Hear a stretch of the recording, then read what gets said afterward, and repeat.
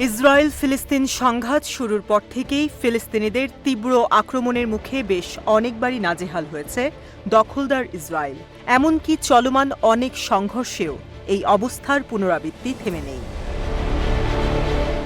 ফিলিস্তিনের মাটিতে ইসরায়েল দ্বারা সংঘটিত অন্যায় যেন থামছেই না, আর প্রতিনিয়ত ঘটে চলা এই অন্যায়ের বিরুদ্ধে যেন কোনো প্রতিরোধ গড়ে উঠতে না পারে সেটা নিশ্চিত করতেই জায়নবাদী সেনারা দখলকৃত পশ্চিম তীরে একের পর এক সামরিক হামলা চালিয়ে যাচ্ছে। আর এ সকল হামলায় মুখোমুখি মোকাবেলা করছে ফিলিস্তিনি প্রতিরোধ বাহিনীর সাহসী যোদ্ধারা।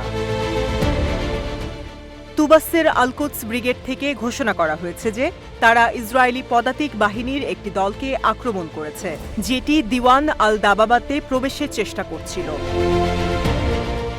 ফিলিস্তিনি প্রতিরোধ বাহিনীর একটি অংশের বরাতে জানা যায়, ইসরায়েলি সৈন্যরা এই সংঘাতে ফিলিস্তিনি যোদ্ধাদের দ্বারা ব্যাপক পরিমাণ ক্ষয়ক্ষতির শিকার হচ্ছে। অপরদিকে তুলকারেমের আল কাসাম ব্রিগেডও তাদের যোদ্ধাদের সাথে ইসরায়েলি বাহিনীর ভয়ঙ্কর সংঘর্ষের খবর জানিয়েছে।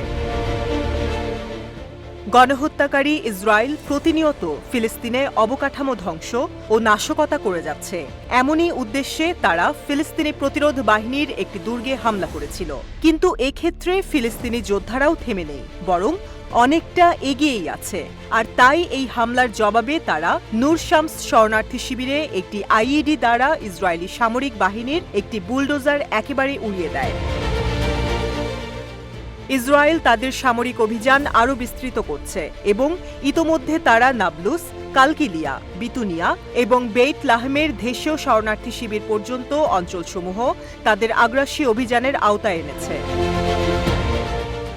তুলকারেমের আরেকটি ব্রিগেড আল আকসা শনিবার জানায় যে পশ্চিম তীরের উত্তর পশ্চিমে দেইর আল ঘুসুন শহরে ইসরায়েলি আগ্রাসনের সময় উভয় পক্ষের মধ্যে মারাত্মক সংঘর্ষ সংঘটিত হয়েছে। ইসরায়েলি বাহিনীর একটি ইউনিট শহরে আক্রমণের পরে ফিলিস্তিনি যোদ্ধারা আইইডি এবং অ্যাসল্ট রাইফেল দ্বারা তাদের পাল্টা আক্রমণ করে। কোনো প্রকার বিকল্প ব্যবস্থা গ্রহণের আগেই সংঘর্ষ শুরু হওয়ায় ইসরায়েলি দখলদার বাহিনী পুরোপুরি দিগ্ভ্রান্ত হয়ে দেইর আল ঘুসুনের একটি বাড়ির চারপাশে অবস্থান নেয়।